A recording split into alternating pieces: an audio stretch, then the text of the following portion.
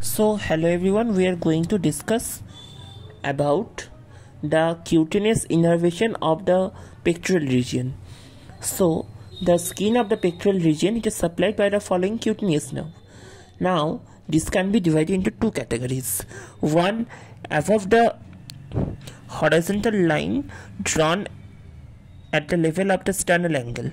So the skin above the horizontal line drawn at the level of sternal angle, it is supplied by the supraclavicular nerves arising mainly from the cervical plexus, that is from C3 and C4. And the skin below this horizontal line, that is the horizontal line drawn at the level of sternal angle, below this line, it is supplied by the anterior and the lateral cutaneous branches of the 2nd to 6th intercostal nerves, that is T2 to T6. Now we may have a doubt that the area above the sternal angle, it is supplied by C3 and C4, and the area below that, it is supplied by T2 to T6. So what happened to the remaining? What happened to C5 to T1? So we can see that the area supplied by the C4 segment, it directly meets the area supplied by the T2 segment, because the nerve roots C5 to T1, they form the brachial plexus, and this brachial plexus, it does not supply the upper limb, it does not supply the pectoral region, it supplies the upper limb. So C5 to T1, it is not involved in supplying the pectoral region but rather the upper limb portion. Now about the muscles of the pectoral region. So the first muscle we are going to discuss, it is the Pectoralis Major. So the Pectoralis Major, it is the largest muscle of the pectoral region. So first about the origin. So the Pectoralis Major muscle, it is a thin fan-shaped muscle and it arises by two heads. One small clavicular head and a large sternocostal head. So the clavicular head, it arises from the medial half of the anterior aspect of the clavicle, and the sternocostal head, it arises from the lateral half of the anterior surface of the sternum up to the sixth costal cartilage. The medial part of 2nd to 6th costal cartilages and the aponeurosis of the external oblique muscle of the abdomen. Now about the insertion. So the Pectoralis Major muscle, it is inserted by U-shaped bilaminar tendon onto the lateral lip of the bicipital groove. So the anterior lamina of the tendon is formed by the clavicular fibers, and the posterior lamina is formed by the sternocostal and the aponeurotic fibers. Now the two lamina, they are continuous with each other inferiorly. So the anterior lamina is thick and short as compared to the posterior lamina, that is thin and long. So the lower sternal and aponeurotic fibers, they are twisted around the lower border of the same muscle such that the fibers which are lowest are inserted highest. So this twisting of these fibers, it forms the anterior axillary fold. Now about the nerve supply. So the nerve supply is by the lateral, that is C5 to C7, and the medial pectoral nerves, that is C8 and T1 fibers. Now about the actions. So the clavicular head, it flexes the arm. The sternocostal head, it adducts and medially rotates the arm. So once again, the clavicular head flexes the arm, and the sternocostal head, it adducts and medially rotates the arm.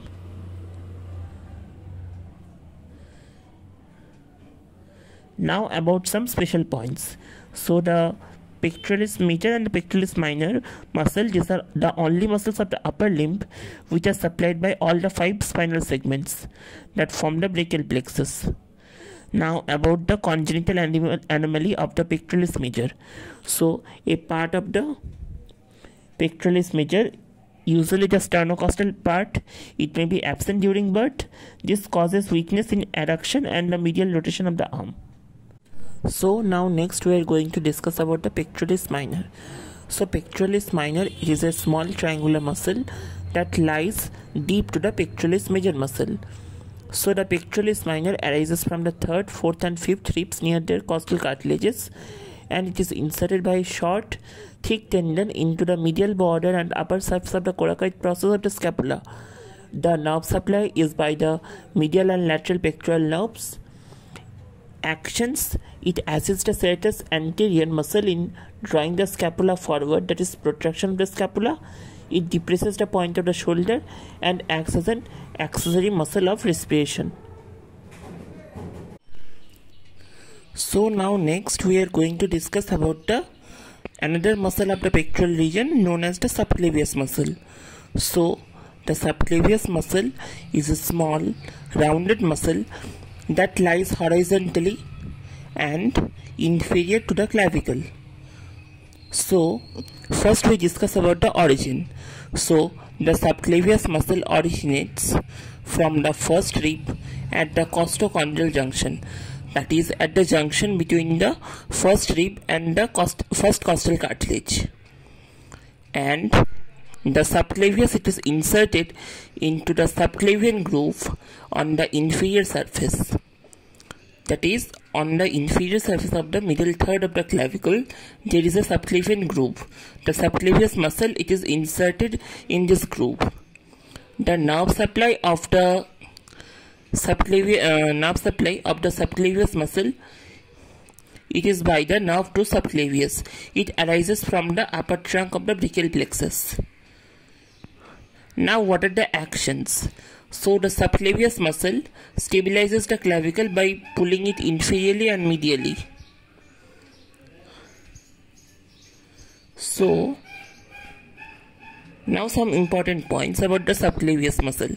So the subclavian vessels and the trunks of the brachial plexus, they pass behind the middle 1/3 of the shaft of the clavicle.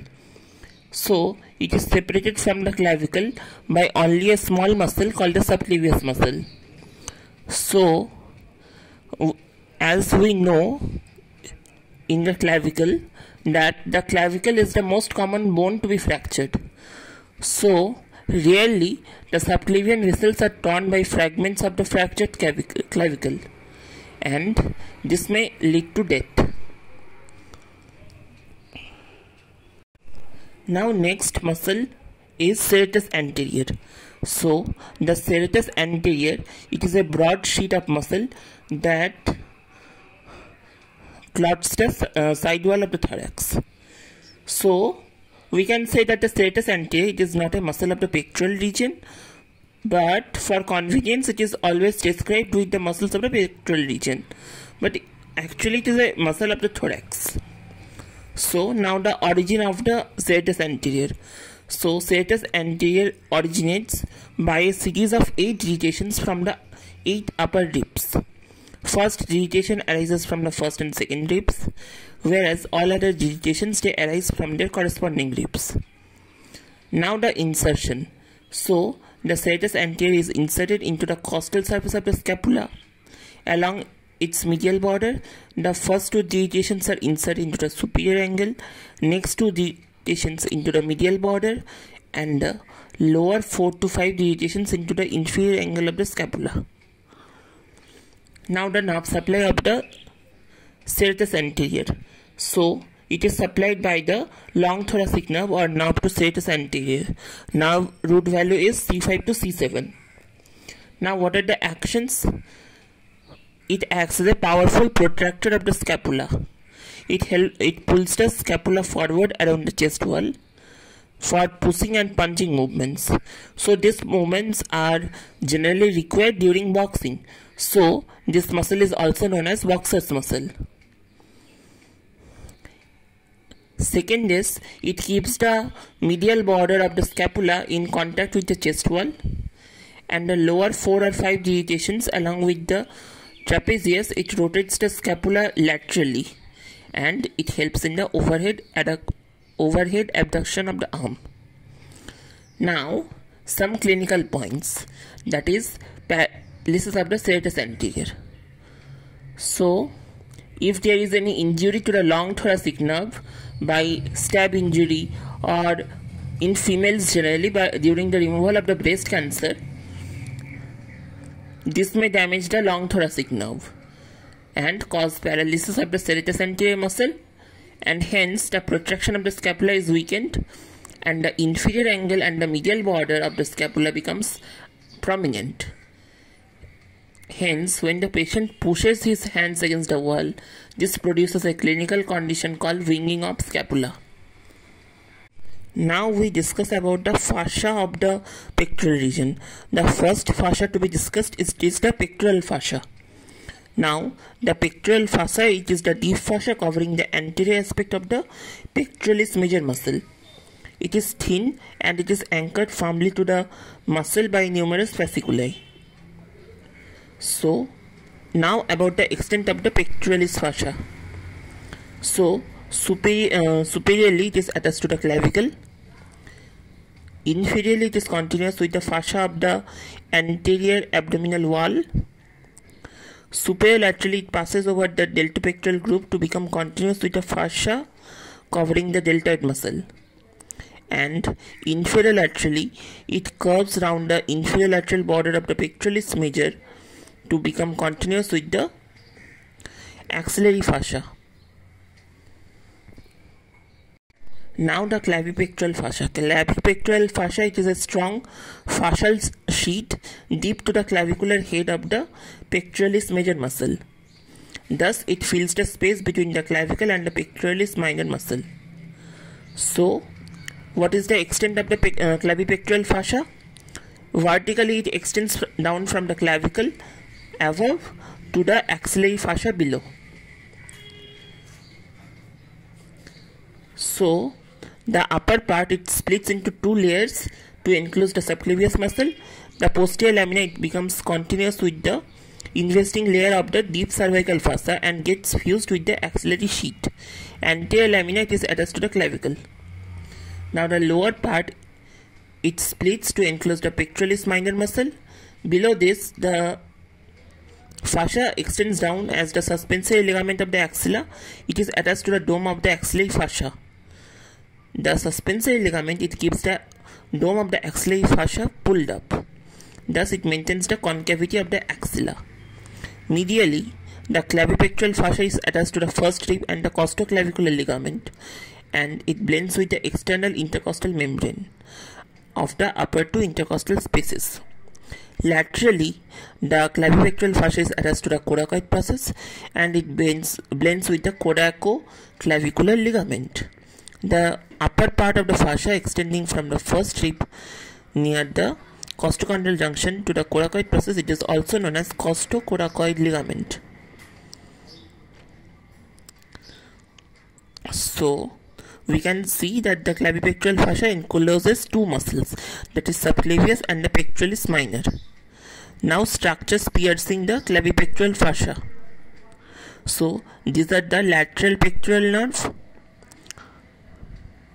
The lateral pectoral nerve, it is actually a branch of the lateral cord of the brachial plexus.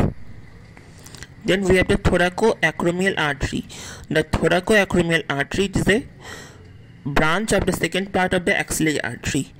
Then we have the lymphatics from the breast to the apical group of the axillary group of lymph nodes, and the cephalic vein. Now, it is to be kept in mind that the first two structures, that is the lateral pectoral nerve and the thoracoacromial artery, they pass outwards, whereas the lymphatics and the cephalic vein, they pass inward.